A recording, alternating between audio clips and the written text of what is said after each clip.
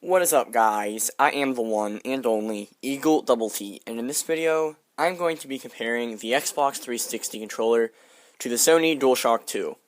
Now, these are widely considered some of the best controllers ever, so let's see how they stack up against each other. First, let's talk about the comfort. Now, the DualShock 2 is extremely small. I think everyone kind of knows that the DualShock controllers are extremely small. Now, when it comes to comfort, this might be, in all honesty, the most uncomfortable controller I've ever used, because it's tiny. It's not really, it's not shaped right, I want to say, and it's just not good to hold, and even that corner right there kind of digs into my finger. Not the most comfortable controller ever. Now, the Xbox 360 controller, it's a lot more smooth, rounded out. It's much more comfortable. It's much bigger compared to the DualShock 2. There's a huge size difference. And I can definitely use this controller for hours on end without getting a cramp in my hand or anything like that. So when it comes to comfort, the Xbox 360 controller definitely wins. Now let's talk about the build quality of these controllers, because you want your controllers to last a pretty long time. Now, the Xbox 360 controller, it's hefty, it's big, the plastic feels nice. It feels like a nice, big, hefty, solid controller. Now let's talk about the build quality of these controllers, because you want your controller to last a pretty long time.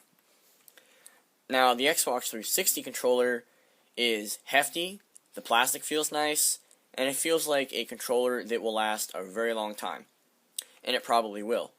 However, I do have some concerns with it. The joysticks, after a long time, they do kind of gunk up and stop kind of working right. They get kind of sticky, and then they don't really work anymore. The D-pad on the 360 controllers never work right. I've had 4, and on all 4 of the controllers, the D-pads were almost deformed. So this controller will probably last a pretty long time. However, those are some things to consider. Now, the DualShock 2, the plastic is thinner. It just doesn't feel as nice. I could probably actually just twist it in half if I wanted to, because it's not the most well-made controller ever. However, the joysticks, the D-pad, the buttons, the triggers, they seem to hold up pretty well. So when it comes to the build quality, I can really give it to either, because the 360 controller physically is built really well. However, the buttons and the joysticks and triggers and all that stuff on the DualShock 2 definitely seem to be a lot better built. The buttons, joysticks, and triggers on the DualShock 2 are decent. I do like the buttons a lot. They're flat and they feel really nice to push, and they seem to hold up pretty good. The joysticks, they're kind of rough and too big of a radius almost. They feel kind of crude. Now, the start and select buttons are like what you would get on a $2 TV remote. Very, very, very poor quality. Awful garbage. Now, the D-pad is one thing that I do like on the DualShock 2, way above the 360 controller. It definitely works a lot better on the DualShock 2. Now, the buttons and triggers on the back, they are just buttons. There's no triggers on it.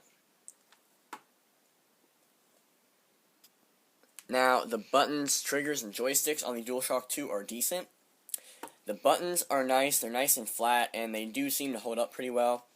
The joysticks, they're kind of rough, and they have a really huge radius, and they feel kind of crude almost. Now, the start and select buttons are awful. It's what you would find on a TV remote from the dollar store. It's pretty bad. They don't even work right. I do really like the D-pad, however, because it does seem to hold up and function a lot better than the 360 controller D-pad. Also, the triggers and bumpers on the back are just buttons, essentially, and they're not very good. That's how I would describe them. It's just not very good. Now, both these controllers do have rumble, so that's great. Now, the 360 controller has a nice big center home button in the middle, which is very nice. Has a back button and start button, which are much better than the rubbery buttons on the DualShock 2. Now, the joysticks feel much nicer. They feel like very nice joysticks. However, like I said earlier, they do seem to kind of gunk up over time.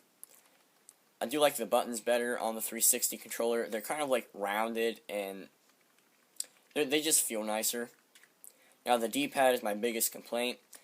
It's kind of like off-centered and doesn't really work right. Like if I'll hit right on the D-pad, sometimes it'll like render it as me going up. Now the bumpers and triggers are very nice on this controller.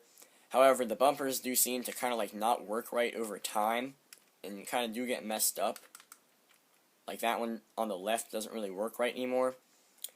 However, the triggers are very nice, and they're real triggers, and it's very nice to play games like Call of Duty with them. So when it comes to the buttons and triggers and joysticks and all that, I would definitely give it to the 360.